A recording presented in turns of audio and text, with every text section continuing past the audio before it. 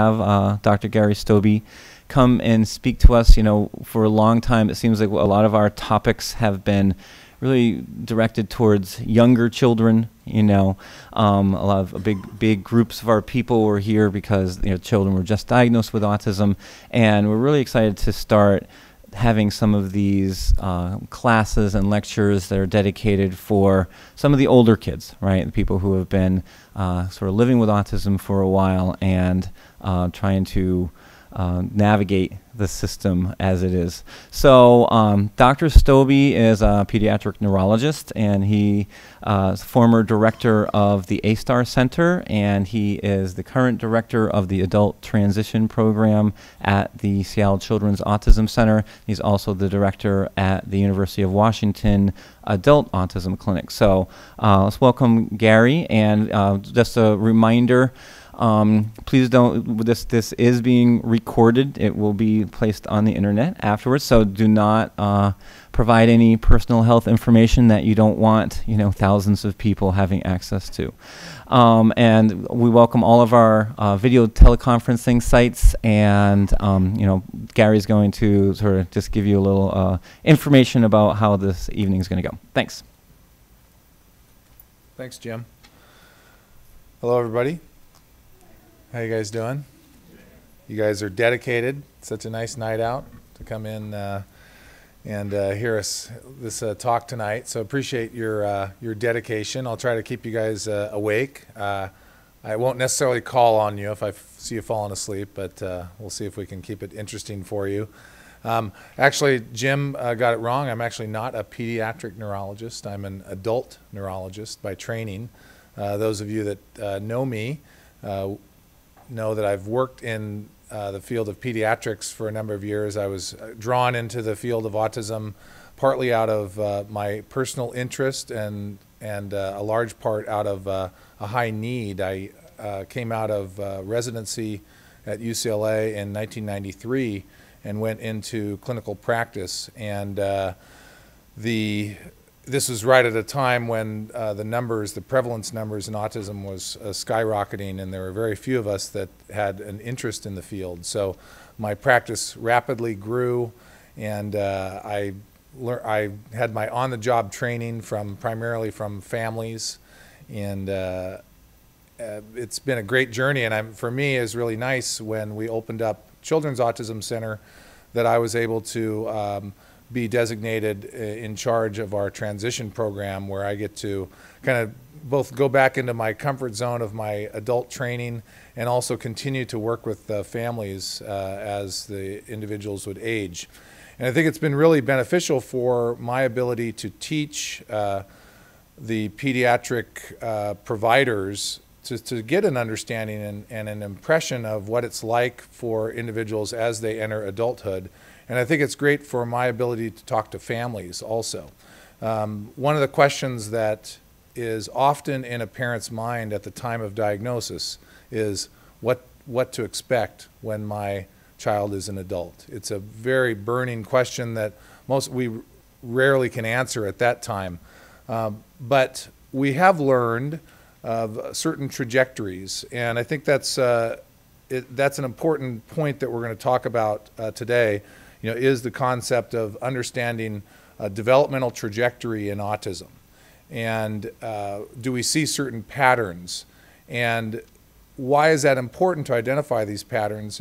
We think that the type of service and the type of support for an individual with autism spectrum disorder varies significantly based on this trajectory of development that we see. So we're going to focus on that concept. We're going to be thinking about barriers and obstacles that get in the way of optimizing the trajectory, and then talking about ways that we can overcome those obstacles. This is going to be a very high 30,000-foot review of issues. We can certainly dive into some detail, but this is such a broad topic that it's really hard to go into any real deep detail on some of these issues. My last slide has some contact information. I'm going to add to that at the end. So if there are any particular items that we don't get to, we have some very good resources that we've developed at Seattle Children's autism center that we can get to you if you have an interest in a specific topic that we don't get into detail. Okay.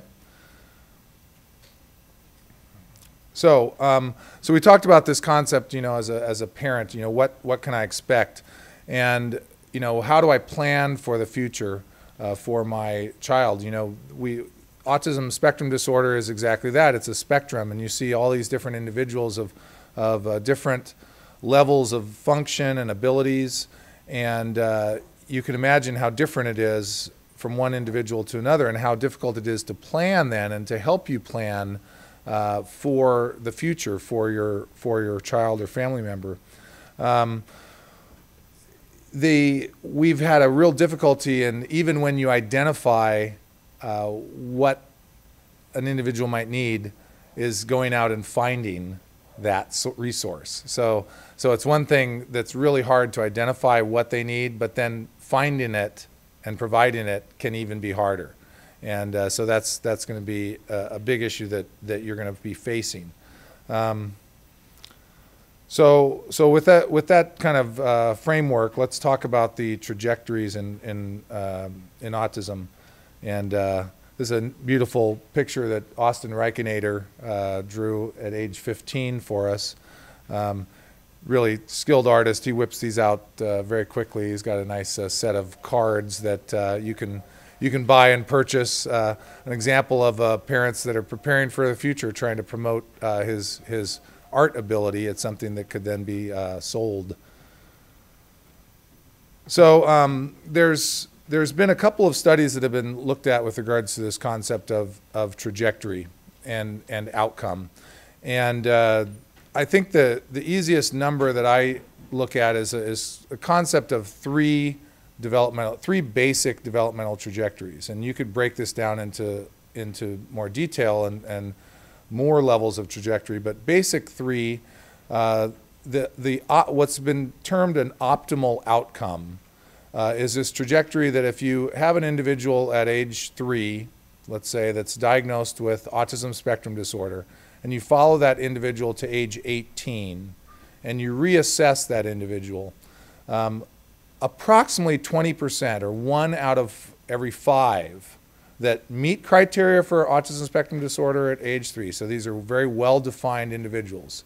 It wasn't a mistake in diagnosis. These are individuals that have autism, that have ASD. When you look at them at age 18, they really don't have autism spectrum disorder anymore. They don't meet criteria. If you met them and put your blinders on and didn't pay attention to their history, you would consider them within a normal range.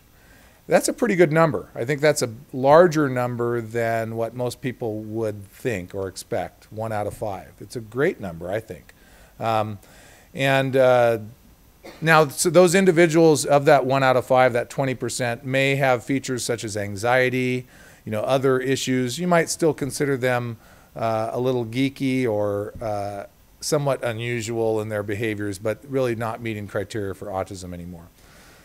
On the flip side, unfortunately, we have a similar number, about 1 out of 5 or 20%, that really remain severely impacted and remain a very high needs group. And this is the type of individual that is going to need 24/7 support as an adult. Many of these individuals are nonverbal. Many of them have severe repetitive behaviors and require support from their family and from the community to live. And then in the middle is the largest group, the 60% that make progress but continue to be impacted by ASD. And this is a wide variety, and you can imagine we could break that down into smaller groups. But it is encouraging that that these individuals do continue to make progress.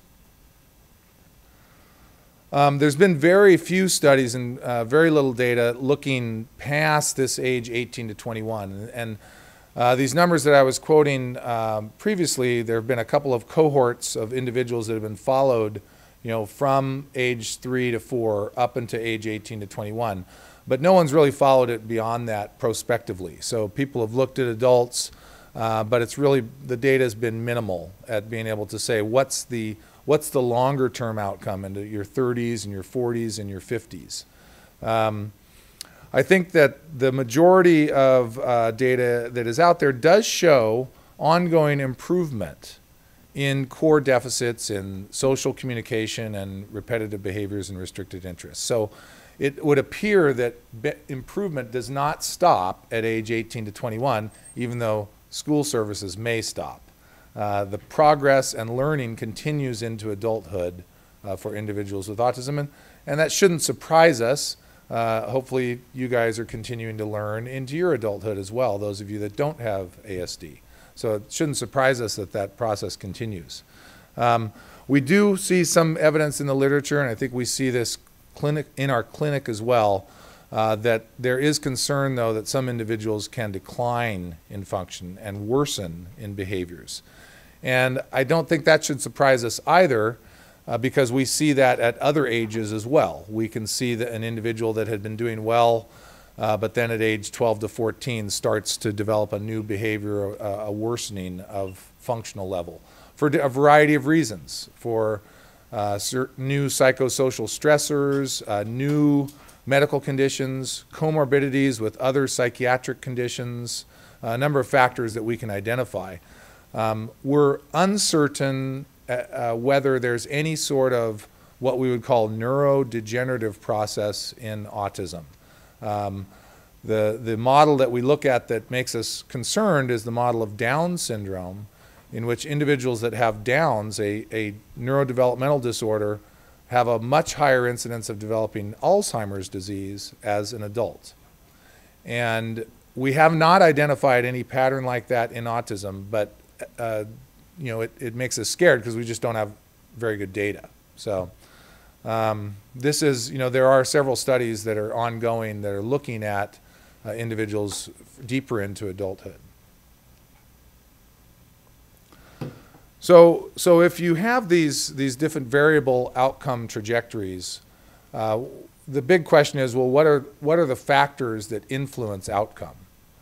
We would be very interested if they are factors that we might be able to moderate in some way. So these are the factors that we think about that we believe are independent variables towards outcome. And if you look at this list, you know, I would challenge you to try to eliminate one of these off this list, or combine them in some way. These to us look to me as the least common denominators of independent variables that impact outcome into adulthood. And if you look at how the breadth of these different issues, you start to realize why it's so difficult to answer the question of severity in autism. You know, what's the severity? You know, high functioning, low functioning, these terms that we throw around.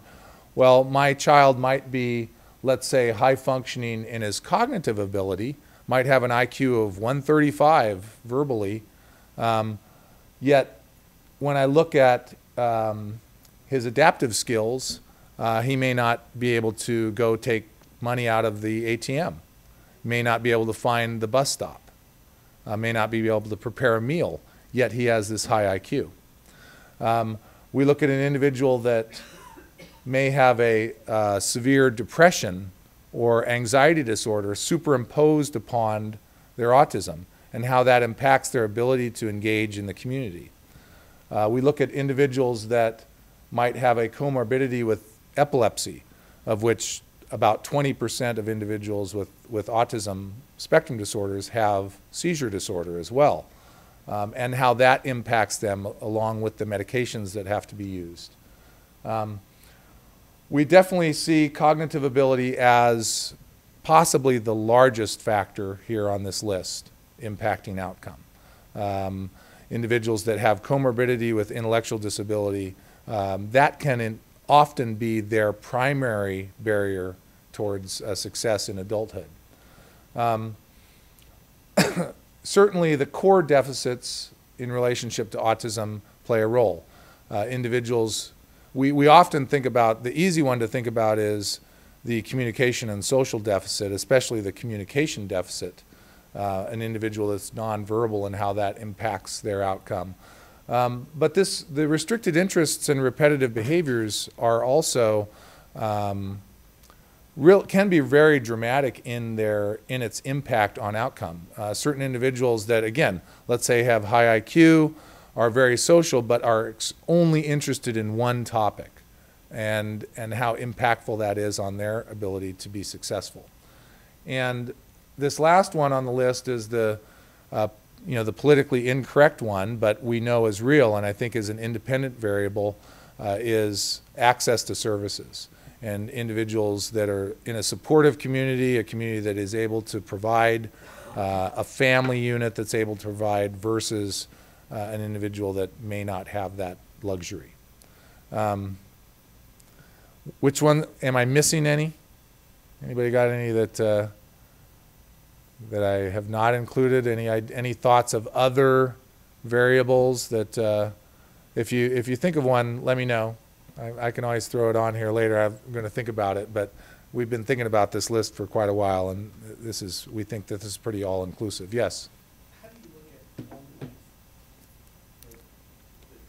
the parenting and that? Yeah. How do you look at that? So the question of how do you look at home life and how do you look at parenting, I think where I look at that on this list is in these two items. So the access to support services and this concept of case management, which we'll talk about a little bit more in one of our studies that we've been doing this past year. Case management, the concept of case management is usually done by the parent.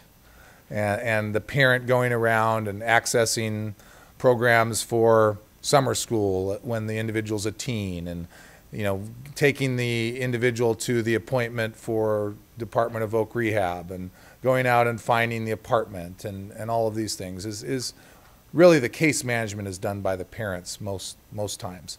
But before they become an adult, the work on adaptive skills, and this can never start too soon. And we focus so much on helping to promote social skills and communication, and we spend so much time on academic rigor and academic curriculum. Sometimes these things get left by the wayside, and not to say that they're easy to work on. We know in this population, getting a child that has a hyper-focused area of interest to do something outside of their interest can be extremely challenging. And we know that parents have only so much energy in the system, and can only fight certain battles. So, but this work on gradually improving adaptive skills is an area that I think that parents can really have an impact on. Yes, question? The other variable I think about is exposure to adverse experiences and the vulnerability that it sets up. I don't know. So I would put that in, so the question of adverse experiences and vulnerability, and how that can impact an individual.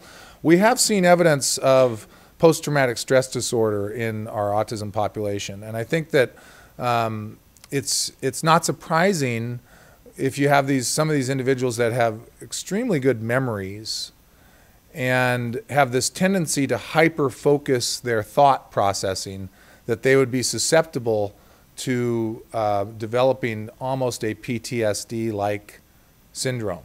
And we've seen this actually in the Adult Autism Clinic at UW-Medicine. We've had some very potentially successful adults that were working in jobs, let's say as engineers or other positions, that would have one event happen literally 20, 25 years ago that they cannot let go of.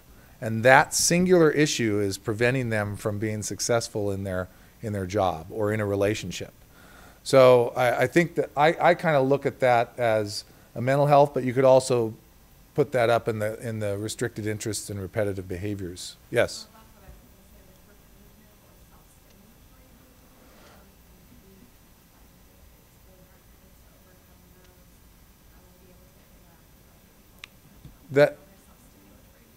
That's right. I think the point about self-stimulatory behavior, really I should put that as, instead of just calling that restricted interest, it should be restricted interest and repetitive behaviors. So thank you.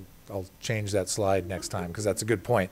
And that's absolutely correct. And I think and the type of repetitive behavior seems to can be very impactful. If it's a very simple motor repetitive mannerism, some of those people are scared by those that don't understand autism. And, for a parent or for a caregiver, it becomes challenging to take individuals that have repetitive behaviors into the community. And some of the repetitive behaviors are really problematic, behaviors such as spitting or other hygiene issues. And then even more complex repetitive behaviors, such as an interest in Star Wars, where all I talk about is Star Wars. And every time you meet me, I'm going to talk about Star Wars. Eventually, for a lot of individuals, they're not going to want to come and talk to you anymore. So those more complex repetitive interests and restricted interests, and that's why those are kind of related. Okay. So one of the things I've loved in this work, in working with the adults, is this truth that I think we have to continue to work on proving through research, that development does not stop in autism spectrum disorder at age 18 or age 20. It does not stop at age 21 when school stops. And I think I've observed this tendency of a continued slow and steady development in many of my individuals that I work with autism spectrum disorder. And I think it's a different curve than what you see with the typical developing human brain, where there's this period of time where social and communication development is growing at an exponential rate. And I think this is a difficult time for parents because when you ask the parent, let's say a family that I might see on a routine 1-year follow-up where I'm seeing them kind of annually just to assess progress, and the parents are saying, well, we're concerned, they're falling further behind, some of their deficits that weren't as obvious are becoming more obvious, and they're getting worse. And what the parent is actually saying is, relative to their peers, they're getting worse. The difference is broadening at this critical age of elementary school and middle school.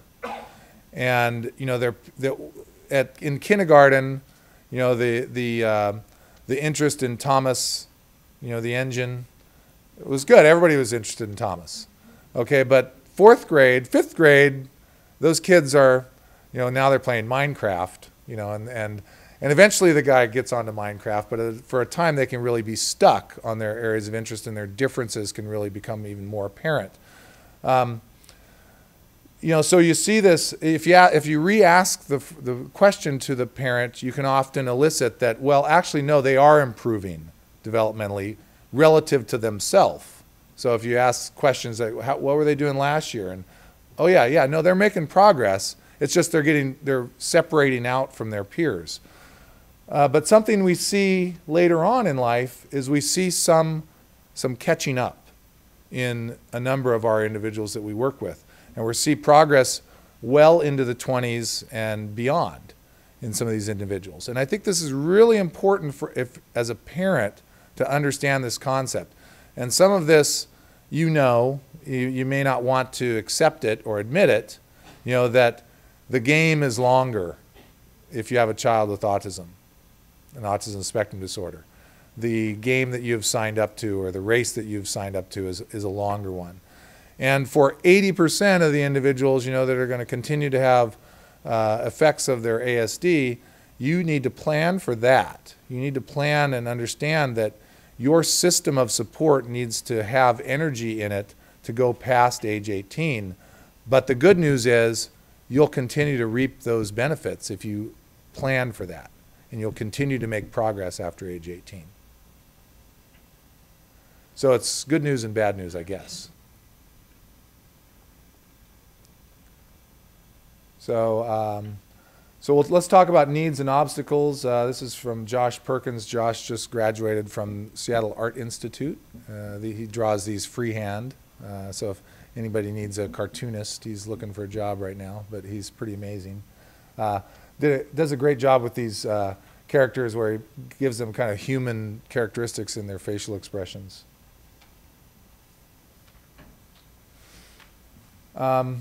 So let's talk about, I think when we talk about obstacles, it's good to identify what are the needs. And these are pretty kind of, in some ways, obvious. Certainly the needs in the adult ASD population are beyond the traditional services provided in a medical clinic. And in fact, your biggest concerns are not who their doctor is going to be, although I would want you to be concerned about that. You know, your concerns are things about like, well, where are they going to work? Where's he going to live? Are they going to have relationships? You know, these kind of basic things. So we'll kind of go through these a little bit, again, from a very high 30,000 foot level.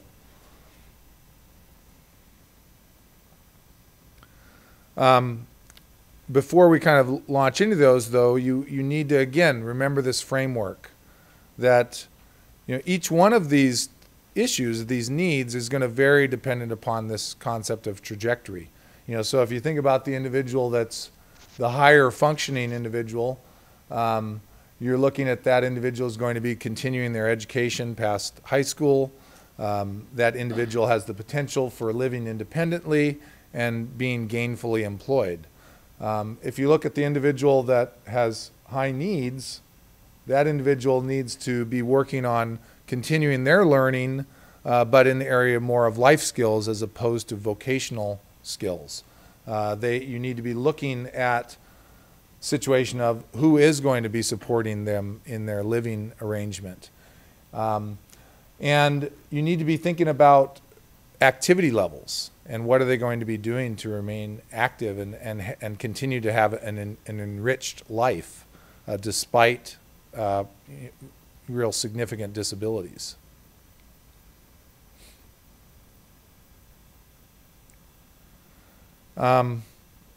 This is just a slide, just kind of threw it in at this point, just to remind us the cost. This is a famous study by Gantz that was published back in 2007, doing an analysis of cost for the average individual across their lifespan impacted by ASD. And the point of just putting this up there is that the largest component of the cost is in adulthood. So, you know, we focus so much on childhood, which is great that we focus on that, but we need to add focus to adulthood. It is the majority of their lives, and we need to improve what we are doing for individuals in their adult years. So some of the basic obstacles facing families, I've kind of hinted at it numerous times. And so the first point is the concept that school ends at age 21. And it's a real cliff. I mean, if you think about your daily routine out of 9 months out of the year and how much you depend upon, you know, school services, regardless of how good you think the school does, it's still a very important component of your child's life.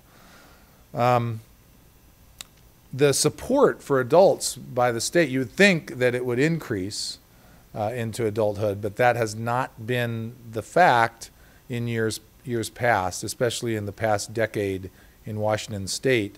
Washington State has not provided for our adults with autism spectrum disorder like they need. There are a large number of adults that meet eligibility requirements to receive services from the state, but do not have those services. And the number is so large, they stopped keeping individuals on a wait list. So it's a really concerning situation for the majority of families that do not have funding to provide the necessary services out of their bank accounts. One of the services that has been supported by the state is the Department of Vocational Rehabilitation, or DVR. It would make sense that that's supported because if you can get an individual to become a taxpayer instead of a tax burden, the state saves money. So we're happy that they have continued to put money into DVR, but it only serves really individuals that ultimately have the potential to be employed. A lot of individuals do not meet eligibility for services from DVR. many of the families choose to provide the services themselves. So the parents continue to be the primary provider of care for their adult child. It's a topic of controversy. It's not necessarily the best decision from the viewpoint of somebody not in the position that the parent is in. But part of the reason that they make that, one of the reasons they make that choice is, what are their options? Who is going to replace them? The providers that are out there that let's say you have money in the bank, or let's say somehow luckily your child gets the services from the state, and the state says, yes, you are on, we will take your adult child and we will provide services. Here's the list of providers that you can go hire to support your adult child. And when you meet those individuals, you realize that they have virtually no training in autism spectrum disorder support. They go through training on wound care. They go through training on hygiene, maybe placing a catheter. They do not go through training on how to deal with a behavioral meltdown in Starbucks. So I think that we've got a huge amount of work ahead of us, with regards to training these in-home care providers. So if you are the parent and you make the decision to kind of continue to be the case manager for your adult child, usually the adult child starts to get tired of that relationship. Usually the parent starts to get tired of that relationship, and that can create some difficult moments. And it is healthiest if the relationship can take its proper place, where the adult child is no longer just treated like a child, but is treated like an adult. Of course, it also is important for that adult child to behave like an adult instead of behaving like a child. So it's a two-way street, and it really needs to be, that's a process. And it's not an easy one for a lot of families and a lot of individuals. But you can reach that. It takes time and effort. When does the race end? When do you stop? Well, I don't think that this is any different than being a parent for any child. It never stops. So you're in it for the long haul with all of your children. And so if you have young children and you didn't realize that, well, sorry to tell you that, but it's true. So, yeah, my oldest right now is getting married in September, and I have 4 daughters, and they take turns on which one is the greatest burden to me and my family. So I think the oldest is our largest burden right now. So yeah.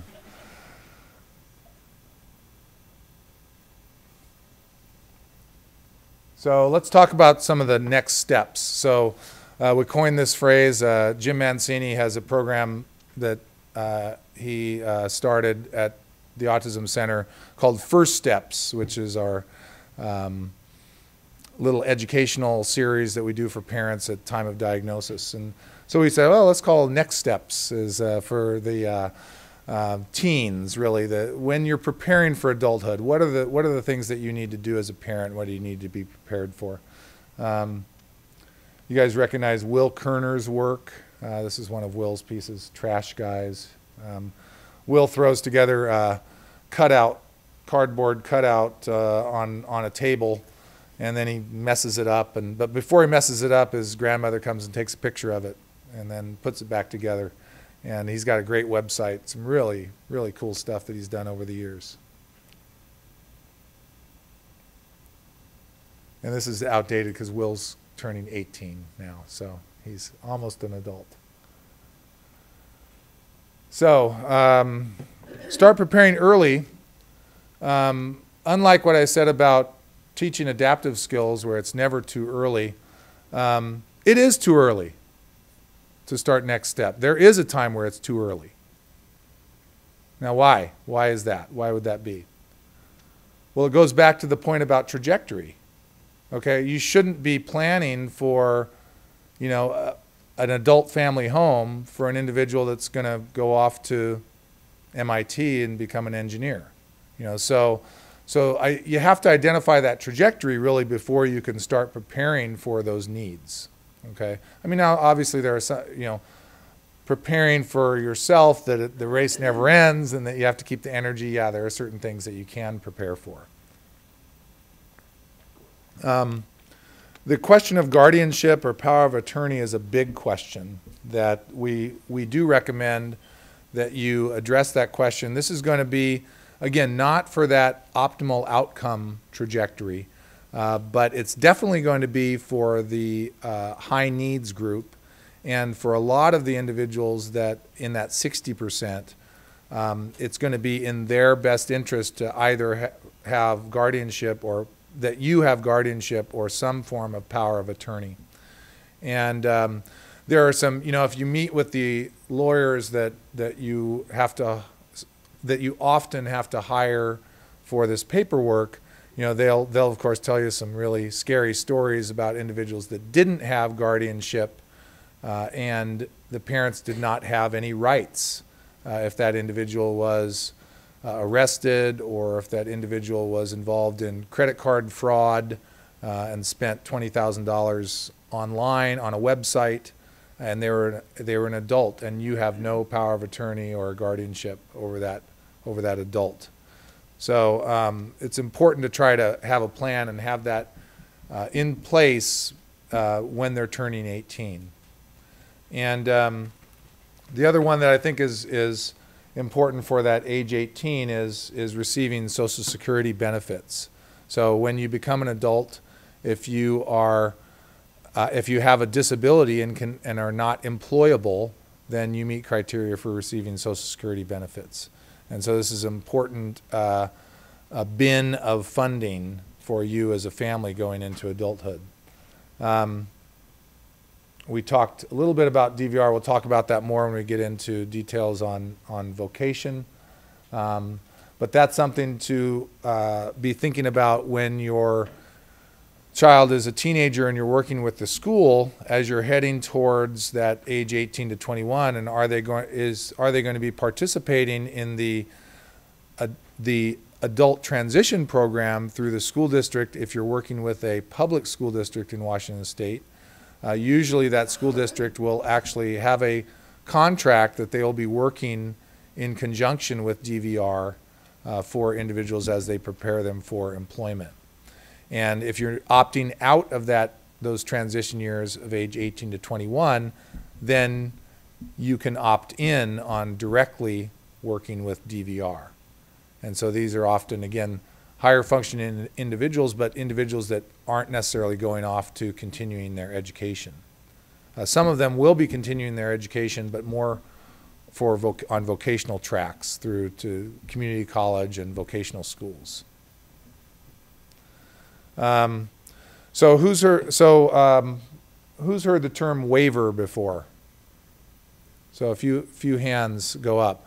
So this is an important term. If you haven't heard it, you need to learn about it.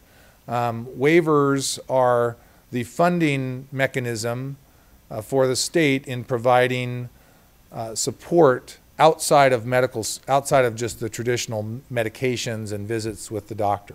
So the waiver is the way that they pay for in-home care providers, the way that they pay for ongoing behavioral therapy, the way that they pay for speech therapy, housing, all of these critical services that your adult child may need. Waivers were frozen for autism for a number of years. We're starting to see some waivers starting to come through and be given to adults with autism as their primary diagnosis. So we're starting to see some of that open up, but we still see a large number of individuals that do not have these waiver funds. So this is an issue, again, that you're going to want to educate yourself more. We don't have time to go into today, but again, we have resources for you, and we can point you in the direction that you would need to understand this. So let's talk a little bit about vocation. So Vocational, these are some statistics up there that are a little bit varied. You know, depending upon the type of study, and there's some basic concepts that come out of this. But I think that one of the points is that there are a couple studies done out of the UK. One study, and these are kind of dated at this point now, but one very good quality study looked and was looking at just individuals defined as higher functioning autism spectrum disorder. So these would be individuals that do not have intellectual disability and do not have other serious medical comorbidities like epilepsy or Down syndrome or such. So they would have included Asperger's and individuals on the autism or PDD-NOS group that have no cognitive that do not have mental retardation or intellectual disability associated with their autism, and very low numbers. So these are high, so quote unquote high functioning. This would not be what I would consider a high number when I'm talking about employment. And this is in the UK, who has a reputation of supporting individuals much better than the United States. Now, put that in contrast, though, to a study coming out of the UK in which there was a supported employment program in which the individuals were placed into appropriate positions of employment, and the support was provided to the individual, and there was support provided to the employer to understand autism and understand the disability and what the needs are, and how significant you can improve those numbers.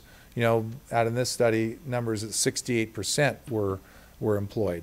So this is great. To me, this is very encouraging, because that's a large difference between 12% and 68%. So there's lots of room for improvement, and I think we see this in the United States as well. There's lots of room for improvement for employment in our adults with ASD. Yes. Is there a difference in definition or classification in the UK? You know, I would say, so the question was, is there a difference in classification in the UK? Subtle, but not really. I don't think that was a big factor. You know, I think that there needs to be a commitment with regards to how you support an individual with autism spectrum disorder that's different from an individual that, let's say, has a back injury that you're trying to get back into work. Or, for that matter, even an individual with a traumatic brain injury that may have communication deficits, may have adaptive skill deficits, but they don't have some of the deficits that make it challenging for adults with autism. You know, things such as sensory sensitivities that can be challenging, things such as their social impairment, so not making eye contact, not showing their feelings through facial expressions, not picking up on subtle nonverbal communication cues, not understanding the social rules, you know, in the free time and in the environment of an office. I mean, you can just start to go down all the list of all the things that are barriers to successful employment in individuals with ASD. And the way our system is built is, with regards to DVR and the support, is the training. There's training that occurs with the individual with ASD, but the individual that's doing the training, the vocational specialists, don't have good training in understanding autism, and they don't do the best job always of choosing the right job for the individual with ASD. Then, even if they get past those barriers and then place them, now you have the issue of all of the coworkers and the boss that don't understand autism. And DVR does not do a lot of work and training for the employer or the coworkers. And so they'll get them placed in it, and the individual has the skill to do the job, so then the support leaves and the position usually fails. The exceptions to the rule that we've seen in employment have been a coworker or a manager or a boss that has an understanding of autism, because they themselves have a sibling or a child themselves. And these are usually kind of luck of the draw, or it's the parent going outside of DVR and the parent going and looking for the right job. So traditionally, if you go through DVR and you use their services, you are expecting DVR to not just do the training, but to find the job, find the internships. And I think we've seen some cases where we've had success where the parents have gone out to find the job. And then ultimately still use the DVR services for the training, but finding that job, may be the parent's role. So once again, that case management where the parents expect is needed to remain involved. So this is probably the best study out of the United States, just looking at numbers, recent U.S. survey. And these 55% of individuals held paid employment during the first 6 years after high school. So that number is kind of in between. It's a little more encouraging. Again, this does not give us detail on was this 1 week of paid employment, 1 year of paid employment. This was a survey study where we wish that we had more detail to the question. So this may be a blown up number, and I suspect that it is. This number over 50, because how do these numbers work? Over 50% of youth who had left high school in the past 2 years had no participation in employment or education. That's a pretty large number. Youth with an ASD had the lowest rates of participation in employment and the highest rates of no participation compared to all other disability categories in this survey. So this was a survey that looked at not just autism, but all types of disabilities coming out of childhood, and autism had the worst rating for employment.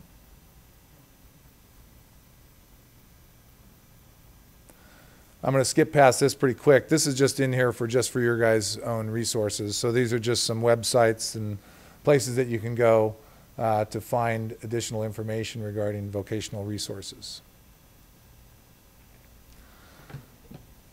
Any other questions on a job? And for the remote sites, we'll save your questions towards the end. So if anybody at our remote sites, when we get done through the slides, we'll ask for any questions from you. So let's talk about social and community involvement. So Emily Myers, one of our fellows, developmental pediatric fellows, is completing a study that she's submitting, actually using the same survey that Shattuck used for the vocational data. Emily has gone back and looked at this survey for social involvement and community participation. And showing some numbers, it's interesting. So let me cut forward. Actually, I'll come back to these numbers. This is maybe a little better for those people that are visual. So to get an understanding of this survey, these are a group of families representing individuals with disabilities across the country. And they've followed them through different time frames. This first time frame was actually when these individuals were adolescent age, kind of age 12 to 15. The second time frame is transitioning into adulthood around age 18. And then this group is all the same individuals. This is a prospective study across time, same individuals. And this is them now in adulthood, age 21 to 24. And what we see with this across these 3 time points is we see a decline in community participation. And we see relative flat graph with regards to social participation. Let's come back to that, but let me just go back to this slide. So we're talking about when we looked at that far graph, 58% of young adults had no community activities during the past 12 months. So that's this group right here. So this is 42% had some community participation. And some participation was defined as one event of community participation in the past 12 months. If you had one event, you were in this group of community participation, which means 58% had 0 events of participating in the community over the past 12 months. That's a very concerning number to me. And if you look at how social was defined, it's again was none or any. So 21% of individuals had 0 social participation in the past 12 months. Okay? So again, this is a survey where we want to get much more detail to understand these questions. So we can't get a lot of extra data out of this study. But yes? So there was a number of questions that we pulled to separate that out. So social, there was a number of, in the survey, there was hundreds of questions. And so we took there was about 5 questions that for social that addressed this. So one of them was, did you get a call from a friend? Did you go over and hang out with a friend? So there were social activities that were beyond being with the parents, right? That would have required you to have a friend that you contacted or they contacted you that ended up in an event. And there was about 5 questions. So if you answered yes to any of those, you got into the yes social participation. So these are individuals answered no to all of these questions to have no social participation. And then community participation was things such as participating in Special Olympics, going on community outings with a church. So again, there were certain questions that we defined and say we're going to meet this criteria. Yeah. So I think that what we looked at, we went and looked at factors that influence this participation, and we saw a couple things that kind of stood out.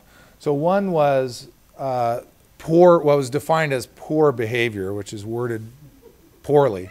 This was really what this was talking about, is getting back to that slide where we talk about repetitive behaviors or more significant behaviors, things that resulted in you getting in trouble due to behaviors. And this was true across all of those 3 ages, that those behaviors was an independent variable that impacted both social and community participation. And the other thing, though, that we kind of liked was that case management was a positive influence. And that's not surprising, but it was also interesting, though, that case management in adolescent years impacted involvement and social participation and community involvement in adulthood. So even if you didn't have case management as an adult, if you had it in your teen years, now it does beg the question of, what is case management? And so we're going to be trying to understand that more.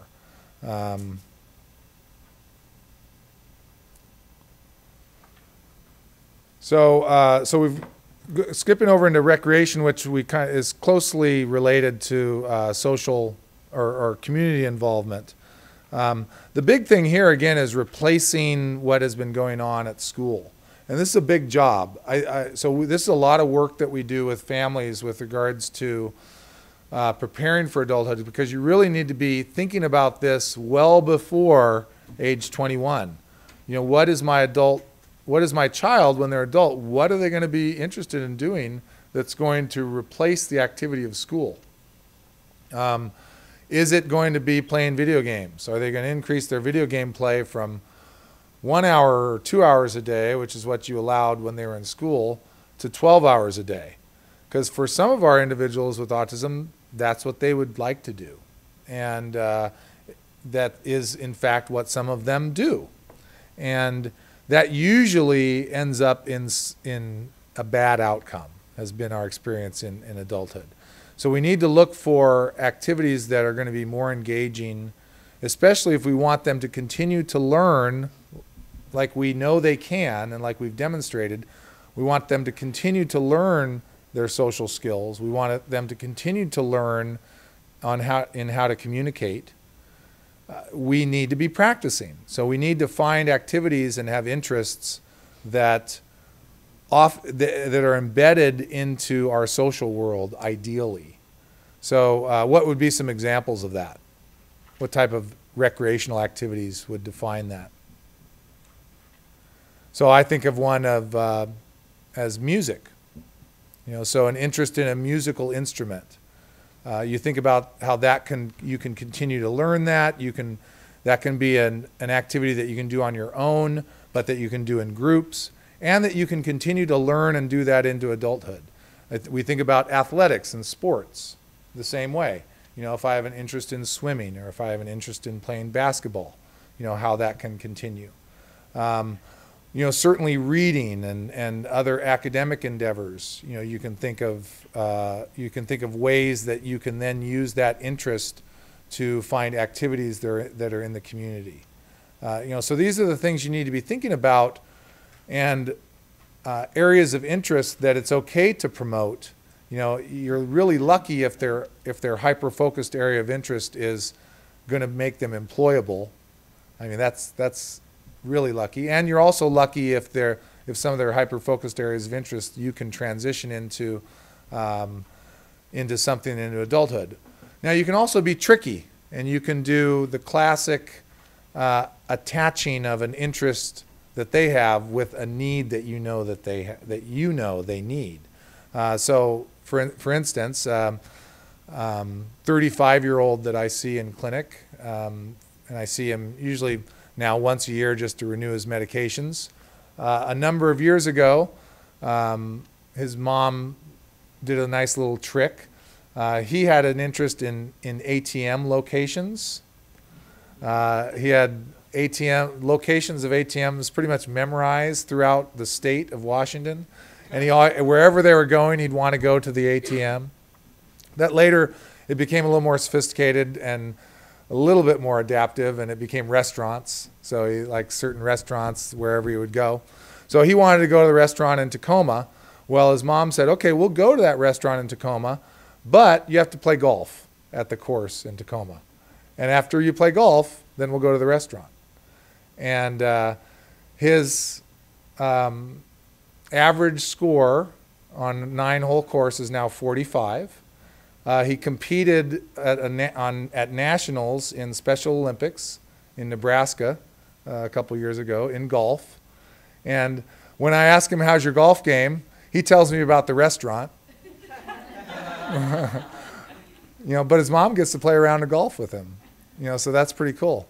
And she did that with golf. So he's in Special Olympics in bowling. He's in Special Olympics in golf and one of the other sports. And so that's a strategy that's used, and it's the classic strategy that your ABA providers when you're young from the basic level of giving a reward to the activity. So these are things that never go away often for the individual that you have to continue to do, but you're modifying them as they get older. And it's important, one of the important things about recreation, yes, question? Oh, I was just going to say, I know that gardening and cooking are two really good things that people can do. You think of like a pea patch in there. If they have a pea patch in their community, you can do it together, and it's something they can do at home and do like go to classes and stuff. And it's pretty like cool right now to do gardening. That's right. So it's something nice for them. Yeah.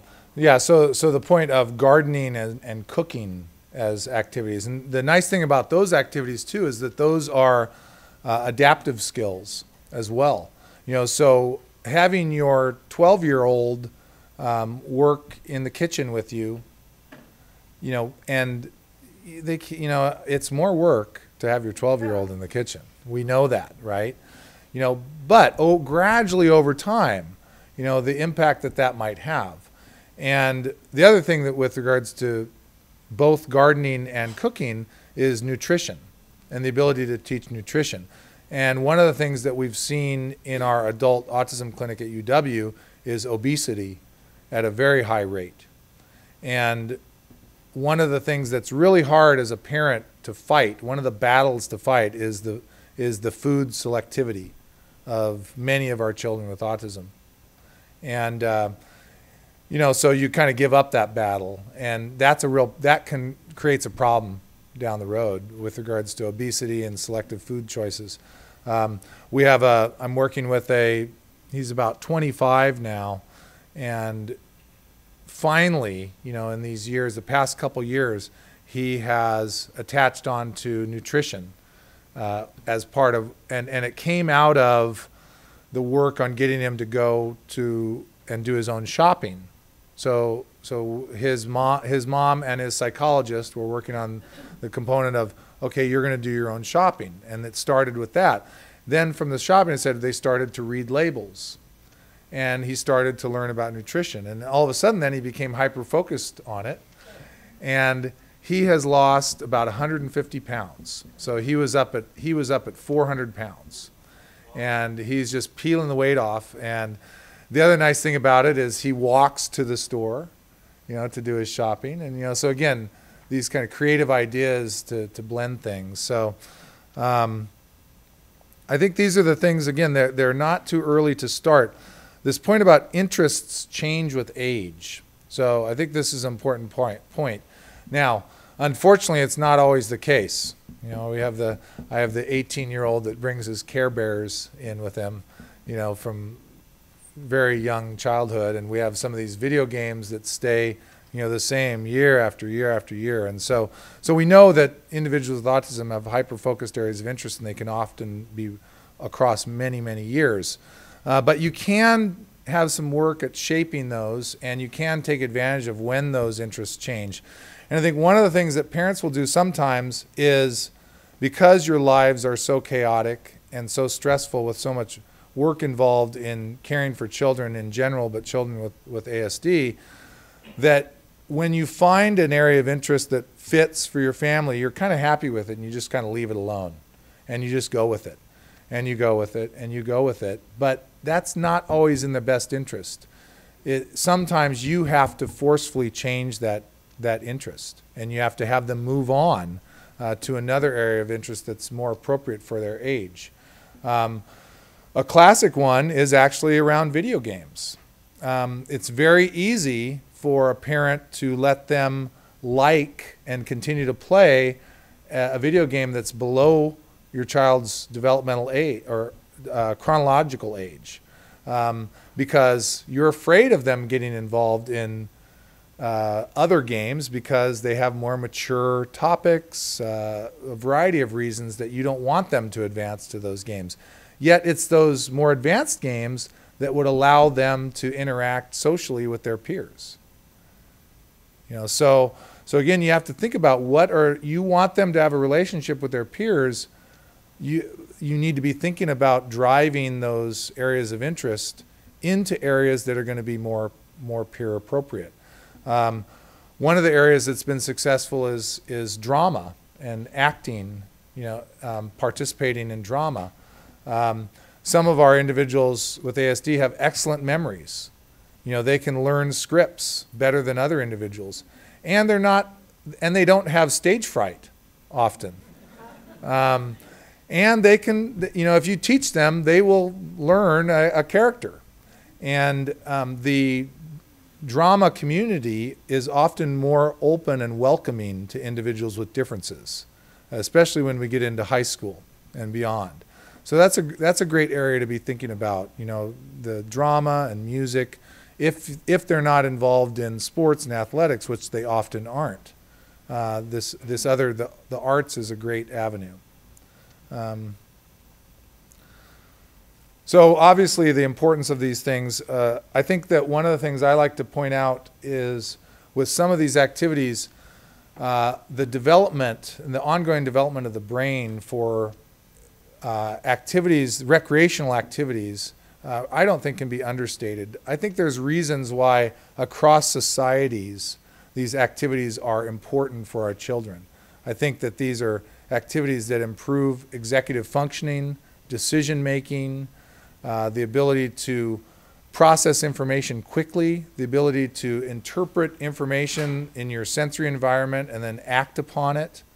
If you think about participating in a let's say in a play, and your timing of when you say your line, right? You have to pay attention to those other individuals to time it when you deliver your line, right? And You know, so again, you think about that from the standpoint of your developing brain and how beneficial these recreational activities can be.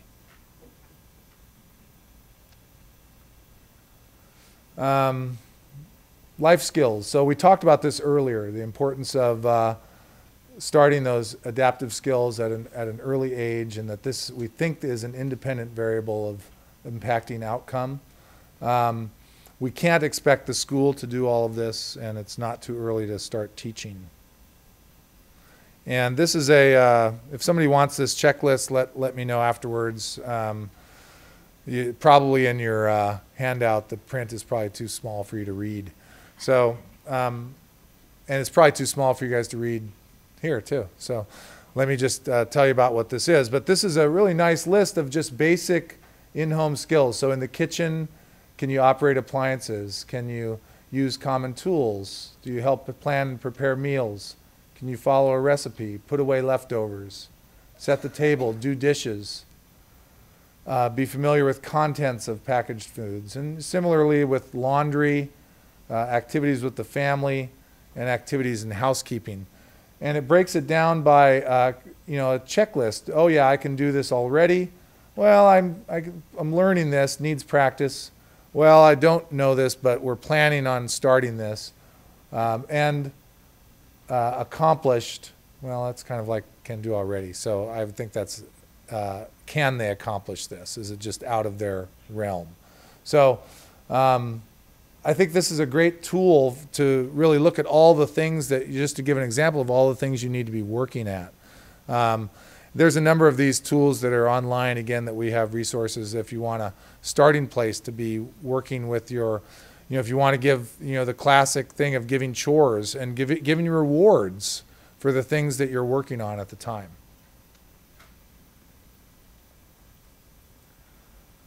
So let's talk briefly about the comorbidities that we see in mental health.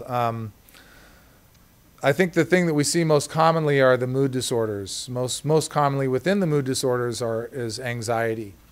And we actually see anxiety even more common in that high functioning 20% than we do in the high needs group. And we believe that this is in part because we put more pressure on them, and it's more stressful from the standpoint of our expectations. And we also think it's related to their self-awareness. In more severe forms of autism, we believe that individuals don't have nearly as much self-awareness or awareness of their surroundings. And it's often when you see your child that has high functioning become aware that they are different than their peers, that you'll see anxiety levels increase. So you can see this at a time when a child has been doing really well in school, and then all of a sudden things start going in the wrong direction. They're not doing as well, they're starting to have more symptoms. It's often actually because they've been progressing and developing that occurs, and it can be due to anxiety. Even more concerning is being due to depression and an actual depressed mood, and what that could potentially lead to. And this is often where we get engaged with regards to medications. We do see comorbidity with attention deficit disorder. This is difficult to recognize in some ASD cases, and sometimes we will do trials of attention deficit medications, partly because we're desperate, and sometimes because it actually helps. We see motor tic.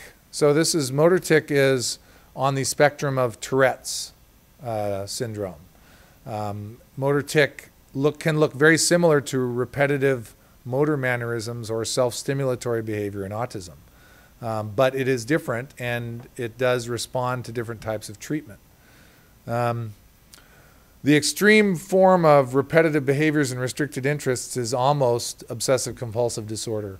And we see this, but we definitely we can see OCD develop often in the teen years and sometimes later, and in the classic form where certain activities have to be done before they can go on and do something else. So touching an object, walking around a car 3 times, touching the ground with their foot 4 times before they move through a door frame, and things such as this.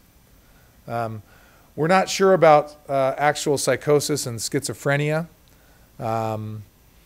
It's a difficult thing to study in autism. There's some evidence to suggest that it is increased and some evidence that suggests that it's not. Just to touch base on our pharmacological interventions. In adults, we just have very little research to work on about making our choices. We have no FDA-approved medications for adults, although we have 2 medications that are FDA approved for children with autism. That's not to say we don't use medications. In adults with autism, we are averaging 1.5 medications per adult with intellectual disability and autism. So that's the only data that we have on that. So polypharmacy is very common in our adults with autism spectrum disorders. The most common types of medications that are used are the same as in children, the antipsychotic medications, the SSRIs, which are used for depression and anxiety, and stimulant medications used for ADHD. As many as 80% of all adults are on at least one medication, and the likelihood is that once you are on the medications, you will remain on the medications. There's evidence to suggest that. Not always the case, and we try to always get off. So we're constantly doing that with our adults. When we see them when they are stable, we are asking the question, do you still need this? And we try to come off. And sometimes we can come off. So we are successful sometimes at getting off medication. Okay.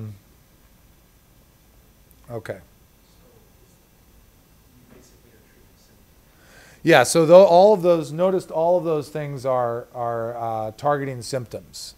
And I mean, you could say we're targeting comorbidities. You could word it that way as well. What you're not seeing up here are medications targeting core deficit. Now, the good news there is there are medications now in the pipeline, and we are getting close. And we actually are going to be hopefully enrolling patients into a phase 2 trial of one of the medications that's targeting social development. And it's going to be actually adults are going to be the first group that are going to be enrolled into that study. So what we've seen through our genetics research in autism is developing animal models based on certain gene defects that have been identified in autism. They go create the gene defect in an animal. They take the animal into the lab. They study different molecules to impact those animals, and then take those molecules back into the clinic. So we're right on the phase now of a number of molecules that are coming back into the clinic. So this is an exciting time, and we're from the standpoint of medical treatment of autism. So stay tuned on that. Yes? You had said that kids who are higher functioning oftentimes show anxiety more. Do you possibly think that's because when kids are more severely affected, their anxiety might manifest differently? Because I notice a lot of kids will cry about things a lot or seem phobic of certain situations or sensory experiences, and that seems to be anxiety. So the question of the observation that anxiety is more common in the higher functioning adult, maybe that's an artifact of the point that it's harder to recognize anxiety in the highly impacted individual. And I agree with that point. I think that's true. I think that in autism, anxiety can manifest in ways obviously different than the individual coming up and telling you that they're anxious, which is often the way it is in adults that don't have autism. And so yes, increase in repetitive behaviors, avoidance behaviors, impulsive and agitated behaviors. We often, when we analyze that, we come to a root that appears to be anxiety related. And we will often, even when we're not sure, start with medications that impact anxiety, and sometimes we're successful with that.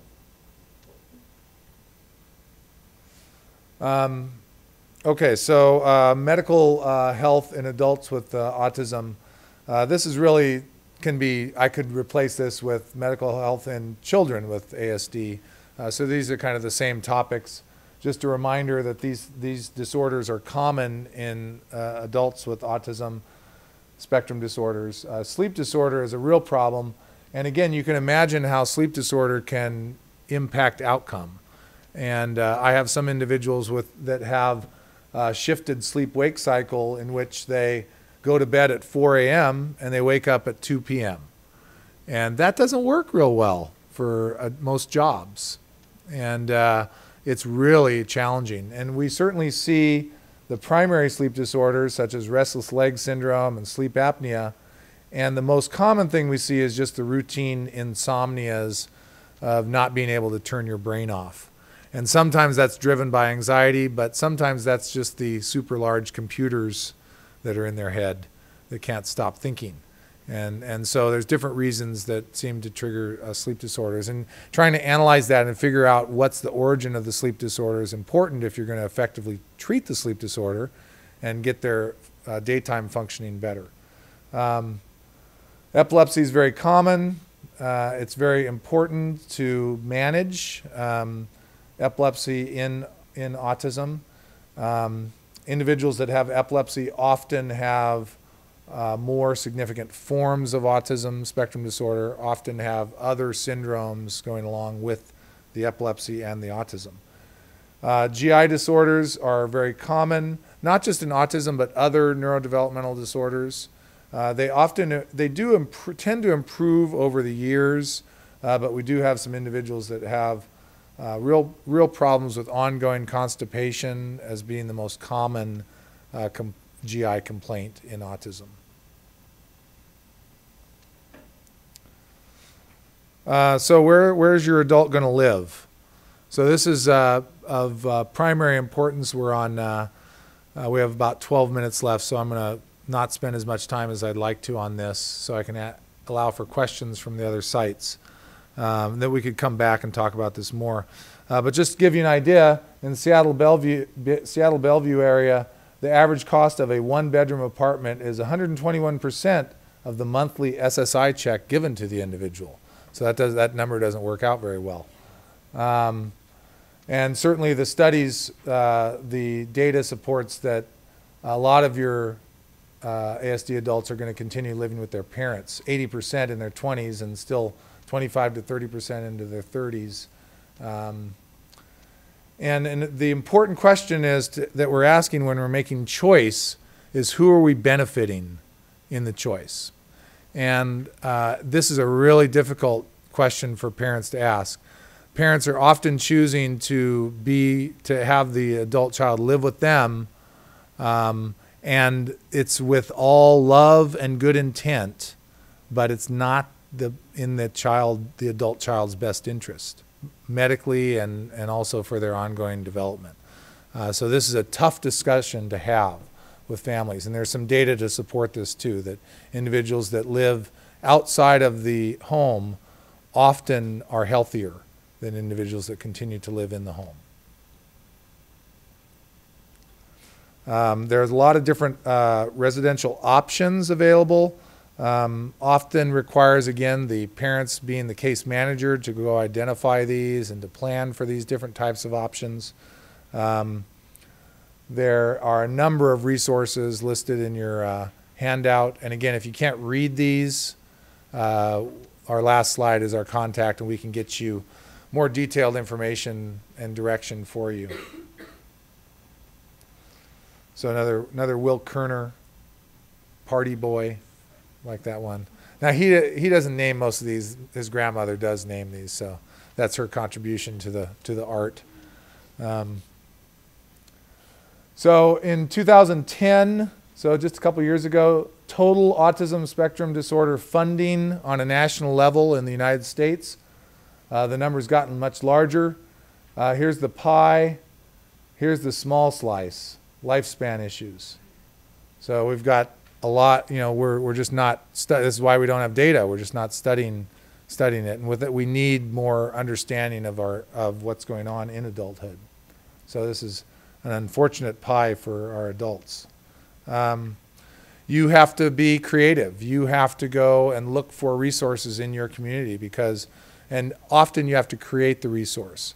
When it comes to types of jobs, when it comes to continuing education, recreational opportunities, the social network, your involvement is important, continuing, but it's this delicate balance of continuing to be involved, but trying to gradually reduce your involvement. And good luck with it. It is challenging, but I've seen great successes. And just going through a couple of success stories real quick. 25-year-old with autism, hospitalized at age 19 in psychiatric hospital due to severe symptoms, physical and mental symptoms. He was on multiple medications. He was taken off those medications and then placed on a couple medications again, but fewer.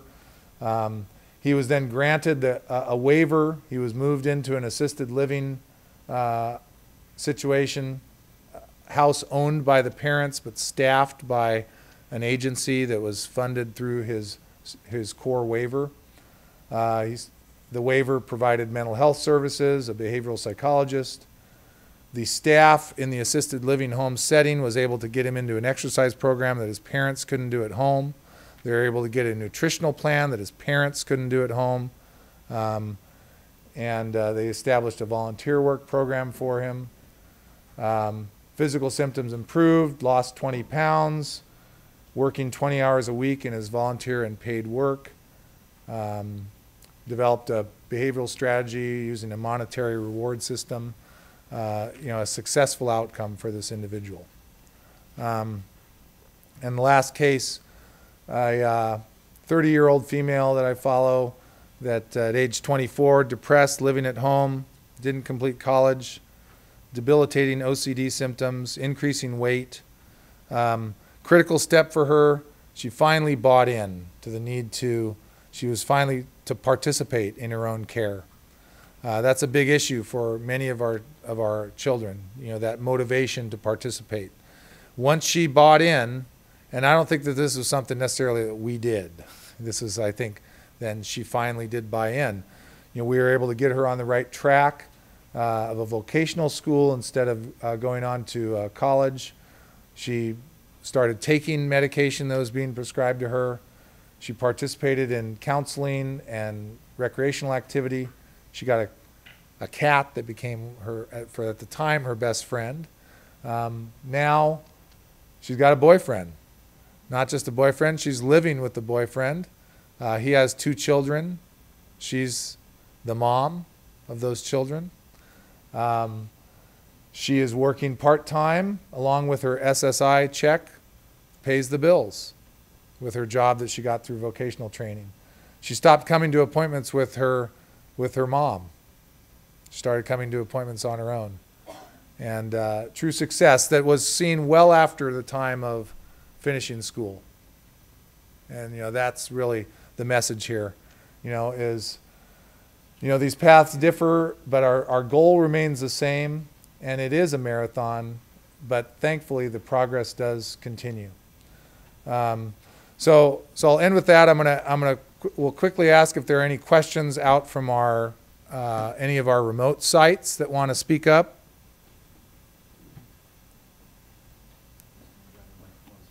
Okay. And if no questions from them, then certainly take questions here. I'll just put this slide up. This is Forrest Sargent. You can go to his website.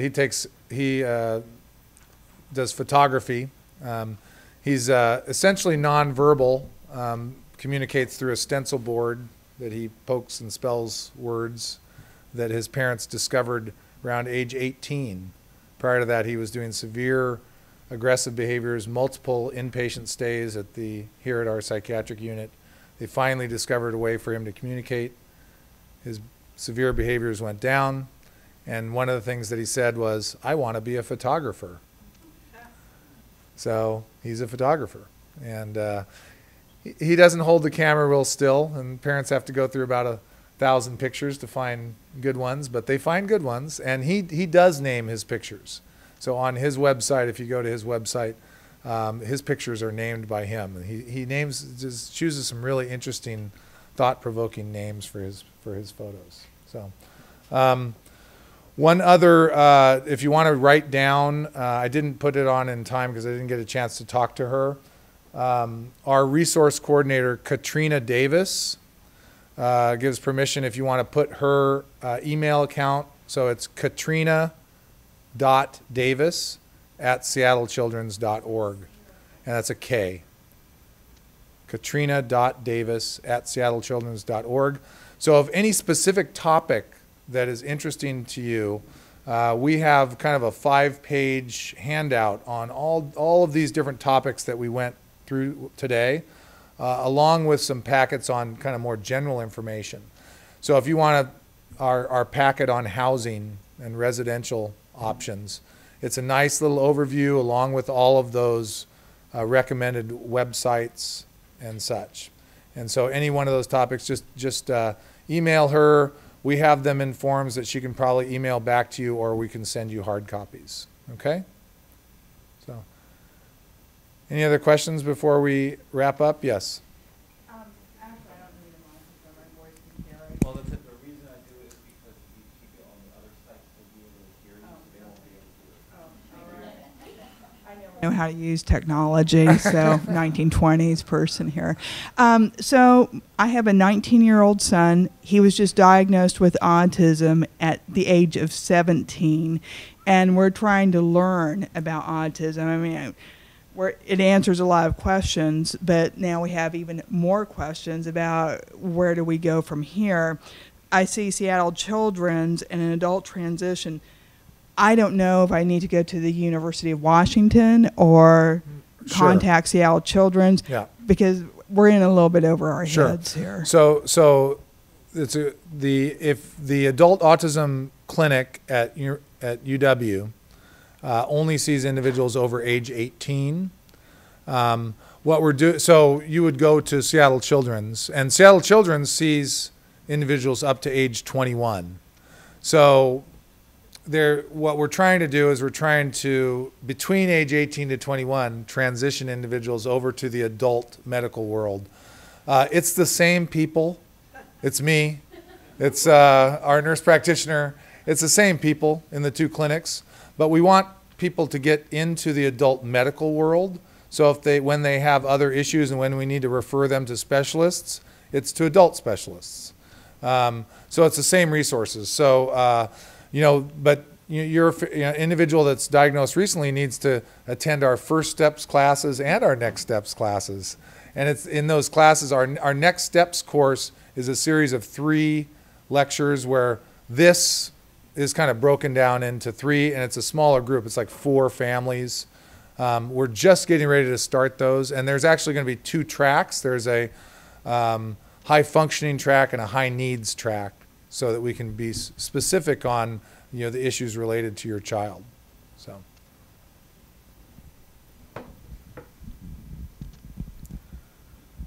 It's still light out. I suggest we get outside and enjoy the nice weather. I'll be here for a little bit if there's any other questions you want to ask, and thank you for your time.